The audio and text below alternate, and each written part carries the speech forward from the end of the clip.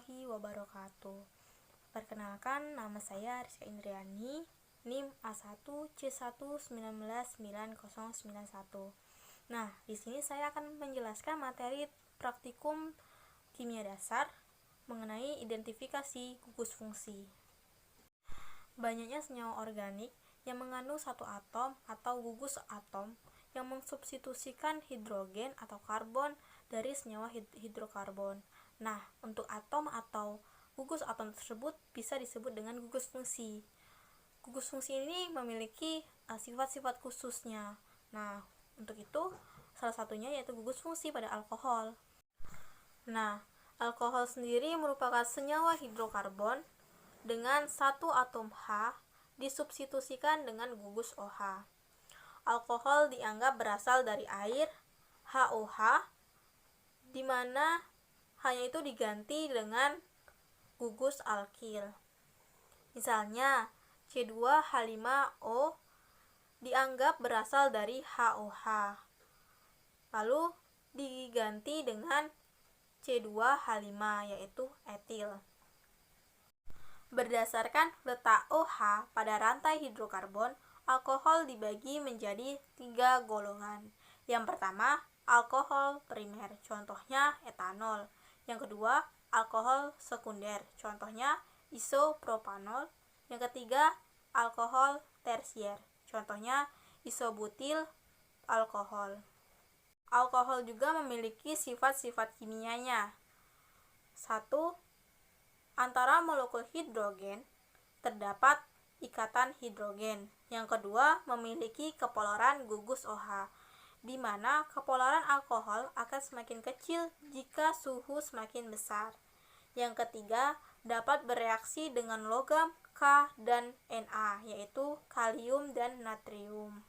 Nah, selain gugus fungsi alkohol, ada juga gugus fungsi aldehid dan keton. Aldehid dan keton merupakan senyawa-senyawa sederhana yang mengandung gugus karbonil, yaitu ikatan rangkap C rangkap O.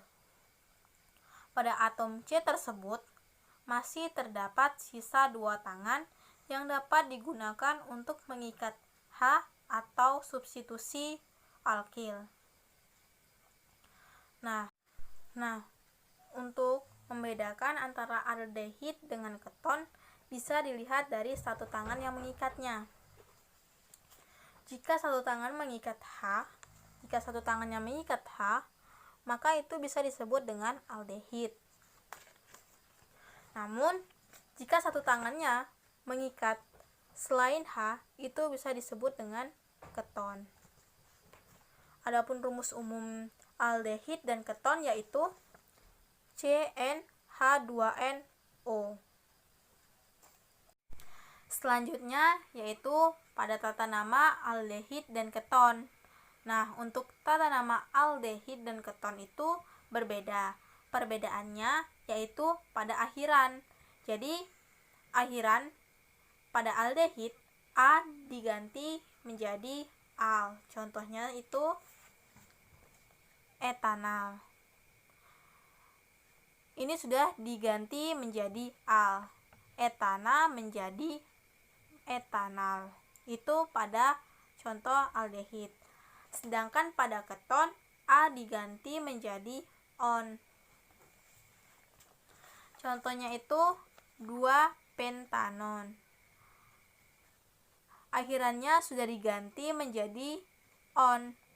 Awalnya 2-pentana menjadi 2-pentanon. Nah, ada juga gugus fungsi yang memiliki sifat asam dan basa, yaitu pada gugus karboksil dan amina. Untuk gugus karboksil itu bersifat asam, sedangkan gugus amina itu bersifat basa. Untuk sifat asam dan basa ini memiliki 3 golongan, yaitu asam, netral, dan basa. Untuk asam yaitu memiliki pH kurang dari 7. Untuk netral memiliki pH sama dengan 7. Untuk basa memiliki pH lebih dari 7. Nah, biasanya diuji dengan menggunakan kertas lakmus. Itulah materi yang telah saya jelaskan mengenai identifikasi gugus fungsi. Sekian materi yang telah saya jelaskan. Wassalamualaikum warahmatullahi wabarakatuh.